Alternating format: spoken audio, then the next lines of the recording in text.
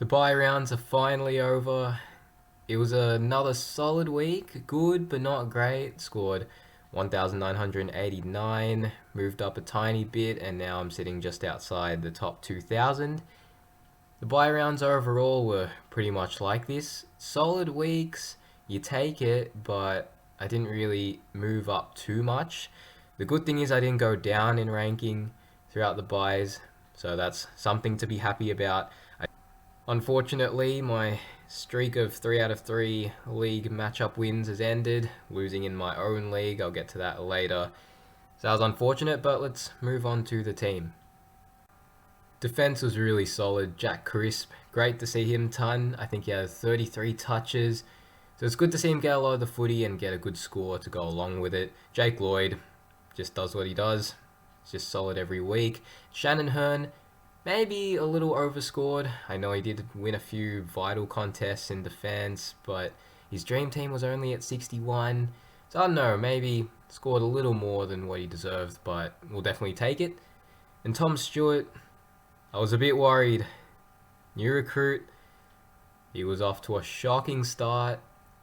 I think he only had the one free against halfway through the first quarter, but he picked it up, got into the game, got his cheap touches, the kick outs, so it's good to see him recover and get a solid score.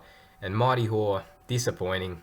Not what I expected. I didn't expect Hoare's score to be taken out of my best 18, but that's just how it had to be.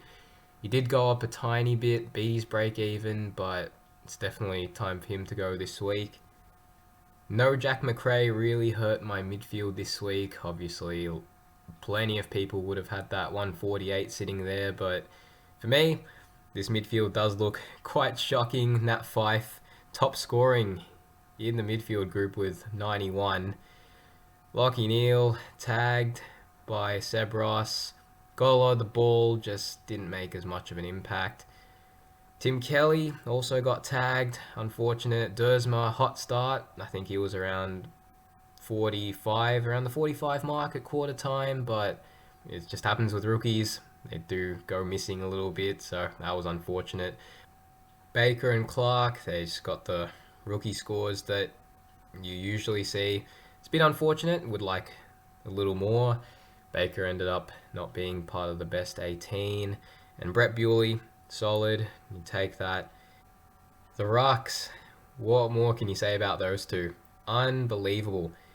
Max Gorn as Vice looked like he was going to be in for a surprisingly low score heading into three-quarter time, but then he absolutely tore apart the fourth quarter. I think 9 hitouts to advantage, got a lot of the footy, and pretty sure I think it was 86 points in the fourth quarter. Got the 151, had to take that. But of course, Brody Grundy ends up outdoing him with a 174, 25 touches, 50 hitouts, a couple of goals. Unreal performance from him. And the forward line, Paddy Dangerfield led the way in a tough night for Geelong. Michael Walters, he was solid. Would have liked a little more considering he was at 106 after his early fourth quarter goal. Unfortunately, he didn't do anything afterwards. Fatigue might have been a bit of a factor, I guess. Two-man rotation might have affected Fife as well, although he was also tagged by Harms, so that was something to note. But you still take a ton, that's for sure. Travis Boak was great. Rowan Marshall, he's been awesome these past few weeks. Isaac Heaney, Buddy going down didn't help him much. I think he spent a lot of time forward after Buddy did his hammy, so that doesn't help. We have to see how he goes. Going up against Gold Coast and hope he doesn't play too much in the forward line. And on the bench, it's great to see Dylan Moore, solid score, went up 26k, has a break even of 7 now. It's great stuff. And Josh Begley, really an unexpected surprise. Looped him, of course, and he gets 3 goals, 95, makes us some great cash, and put up a good score for this week in a time where I needed one. Great surprise to have, and much needed cash gen from a couple of players that looked like they weren't going to make much in previous weeks. But that will do it for the team. We'll get our best side on the field and see where we're at. Vice captain and captain. We'll chuck the vice on Paddy Dangerfield at home against the Crows. And captaincy, possibly Max Gawn. Steph Martin's not an easy opponent, but Gawn's been in unreal form. Obviously, you got to consider Grundy, but again, Goldstein, not the easiest opponent either. Nat Fyfe against Carlton, definitely one to consider, and I'll probably put it on him for now. I'll loop both Clark and Begley as they both play a Thursday night. If one of them happens to go well, then Kyron Hayden will be put on field. If both of them go well, then I'll just have to take the one that scores better. For trades this week, it is time for Marty Hoare to go. He's been a great rookie, but unfortunately now it is time. His break even's at 108. Not going to make much more cash. And second one out is Dersma. He's been awesome as well, but he's just about peaked. And in defense, in comes Griffin Logue. He'll make a very good D7.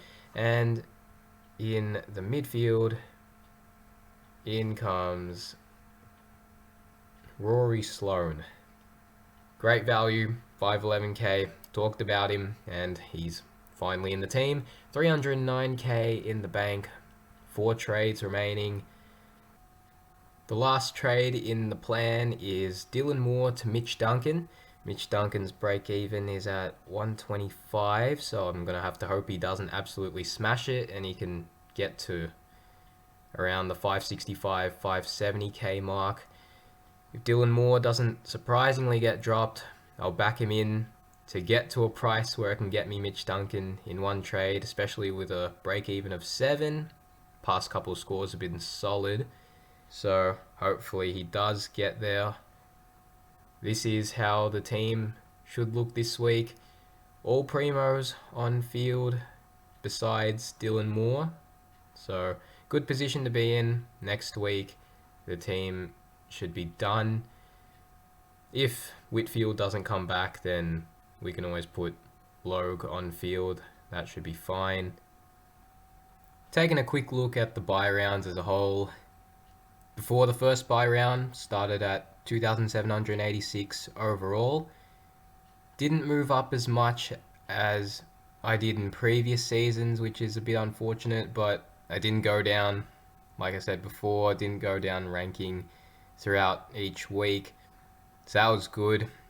Very slow climb up the rankings. Hopefully in the back end of the season I can get inside the top 2k, and we'll just have to see how the team goes. Moving on to leagues. Unfortunately in my own league the streak is over. I lost to Nathan. It came down to the last match between Jack Crisp and Jack McRae, but that was never going to go my way, so I took the L. Still sitting at second, so that's still a good position to be in. Nathan's making SuperCoach videos of his own, so I'll link his channel in the description. You can go give his videos a watch.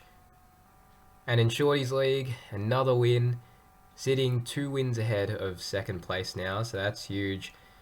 But again, I feel like I'm getting quite lucky in matchups. A lot of people scored over 2,000. I think even a couple over 2,100, but I got lucky that I wasn't going up against them. Another win. That could probably cement my place in the top 4. So, great position to be in. So that will do it for the video. It's going to be good to have 22 scorers again. Hopefully the buy rounds treated you guys well, and I'll see you guys in the next video.